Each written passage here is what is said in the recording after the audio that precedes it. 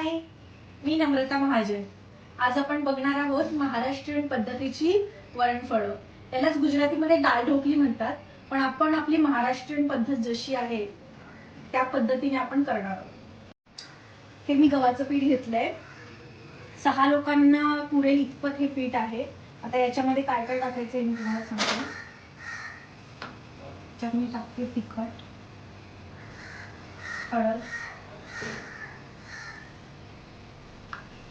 ओवा टाकतोय चव येण्याकरिता,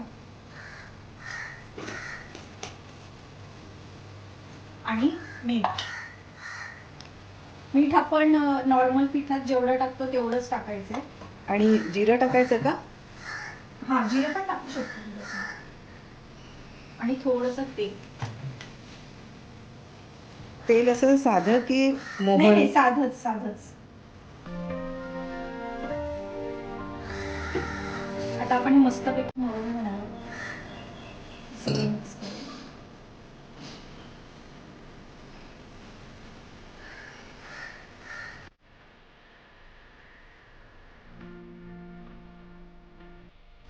याला मी आता 20 मिनिटं असंच ठेवणार आहे. तोपर्यंत आपण फोडणीची तयारी करूया. आपली फोडणी होईपर्यंत हे 20 मिनिटं होतील याला, आणि तोपर्यंत हे चांगलं नरम होईल. आणि परत एकदा याला तेलाचा हात लावून परत मळून घेऊ. आपण आता फोडणीला सुरुवात करतोय. मी तेल तापवायला ठेवलंय. ही आमच्याकडली सगळ्यात मोठी कढई आहे, आणि 5 ते 6 लोकांची फळं बनवायला एवढी कढई तरी तुम्हाला लागेलच. छोट्या कढईत ते होणार नाही, कारण आपल्याला त्याला उकळवायला पाणी भरपूर टाकायचं आहे. त्याच्यामुळे मोठ्या कढईत केलेलंच बरं.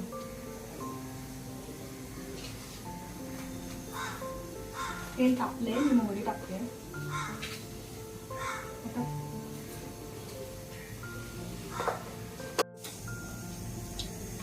मोहरी छान तडतडली आहे. मोहरी छान तडतडली त्याच्यानंतरच आपण जिरं घालायचं.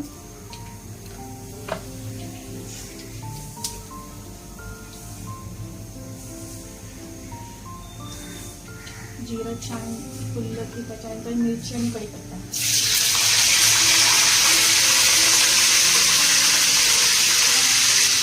हे मी 2 मोठे कांदे घेतले कापून.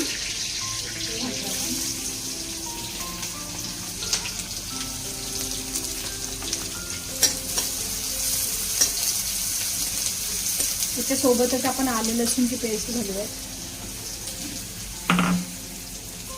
मस्त आले लसूणची पेस्ट मी ठेचून घेतली आहे, मिक्सरमध्ये न करता.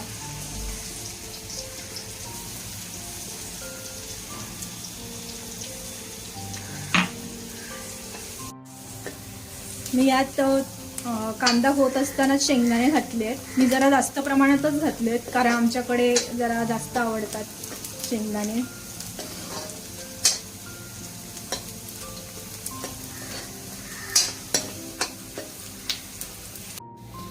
आपला कांदा मस्त लाल झालाय, शेंगदाणे पण छान झाले.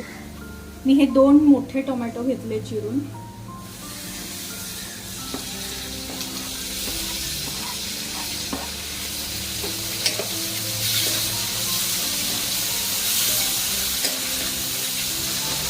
आणि हा टोमॅटो चांगला शिजण्याकरता मी याच्यामध्ये थोडंसं मीठ घालते.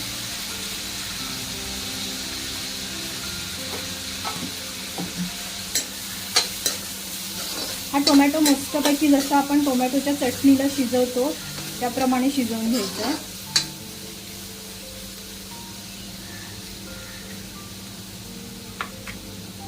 झाकून ठेवते आणि त्याच वेळेला आपण साईडला याच्यात टाकण्याकरता पाणी गरम करायला ठेवूया.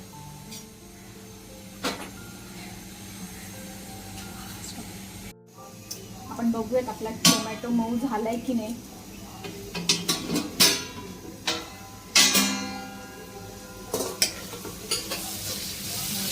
छान शिजले आपला टोमॅटो. आपण यामध्ये बाकीचे मसाले टाकूया. सगळ्यात आधी हळद घालते मी. हे लाल तिखट आहे आपलं, प्युअर लाल तिखट. मी मिरची पण घातली आहे, त्याच प्रमाणात मी लाल तिखट घालते. हा मालवणी मसाला आहे. हा अगदी चवीसाठी मी थोडासा घालते, कारण याच्यात पण लाल मिरची आहे, त्याच्यामुळे तो मी अगदीच थोडासा घातला. हिंग घालूया.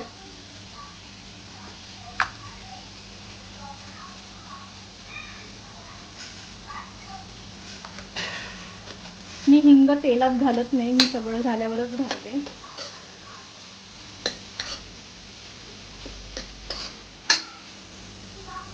आता आपण याच्यात आपल्याकडे डाळ आहे शिजलेली, ती डाळ मी कुकरला लावून घेतलेली, तर ही डाळ आपण आता याच्यात घालतोय फोडणीमध्ये.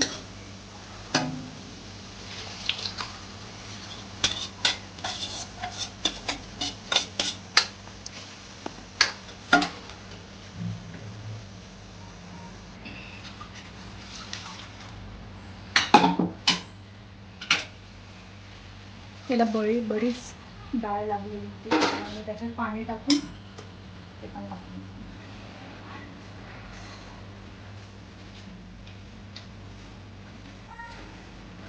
याच्यात पाणी टाकायला बिलकुल कंजूसी करायची नाही आहे, कारण शिजायला भरपूर पाणी लागणार आहे. तुम्हाला हे आता जरी पातळ दिसत असेल तरी ते शिजल्यावर घट्ट होणार आहे. कदाचित आणखी पाणी टाकायची गरज पडेल, कारण आपली फळं व्यवस्थित शिजली गेल्या पाहिजे, नाहीतर पोटात दुखेल.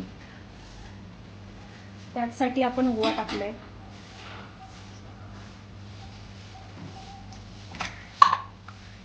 मीठ टाकते चवीपुरतं. आपण आधीही मीठ टाकलंय, त्यामुळे त्याच प्रमाणात मीठ ते लक्षात ठेवूनच टाकायचं आहे आपल्याला. आता आपण याच्यासोबतच चपात्या लाटून ते याच्यात घालणार आहोत. आपलं पीठ मस्तपैकी मुरलंय. आपली फोडणी होईपर्यंत मी त्याला जरा मळून घेणार आहे, थोडंसं तेल लावून.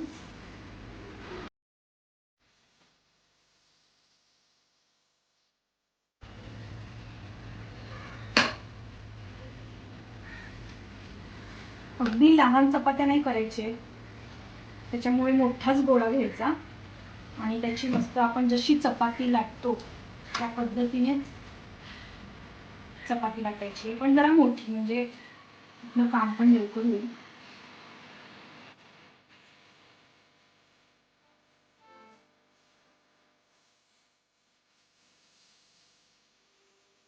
ही माझ्याकडे कातणी आहे. कातणी नसेल तर तुम्ही चाकूने सुद्धा कापू शकता. आपण जसं शंकरपाळे करतो त्या पद्धतीतच कापून घ्यायचं याला, डायमंड शेपमध्ये. तुम्ही बघू शकता याला पण मस्तपैकी उकळी आली आहे. आपण हे याच्यात सोडणार आहे.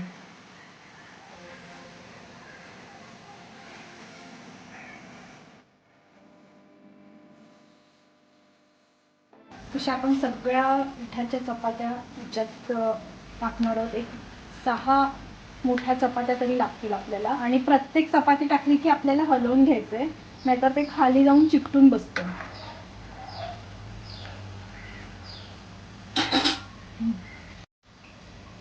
तुम्ही बघू शकता हे कितपत आटलंय, घट्टपणा आला याला मस्तपैकी. आणि हे शिजलं ना की असं वरती येतात, जरा तरंगतात. आता आपण याच्यात मस्तपैकी गूळ घालूयात.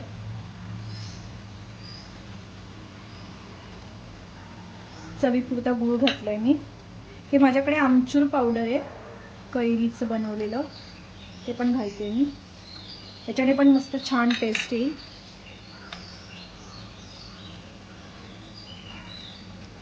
आणि त्याच्यानंतर घालूयात कोथिंबीर. भरपूर अशी कोथिंबीर घालणार आहे मी.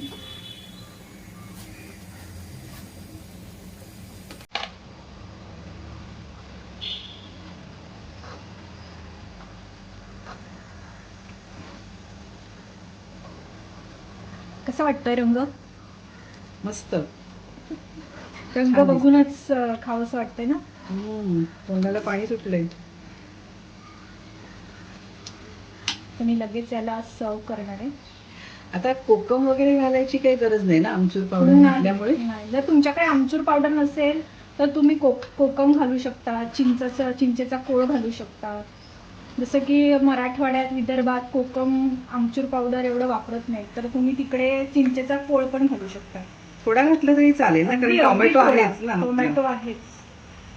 टोमॅटो आंबट असतील तर आपल्याला ते पण घालायची गरज नाहीये, गावठी टोमॅटो असतील तर. ठीक आहे, आता आपण याला मस्तपैकी सर्व करूया.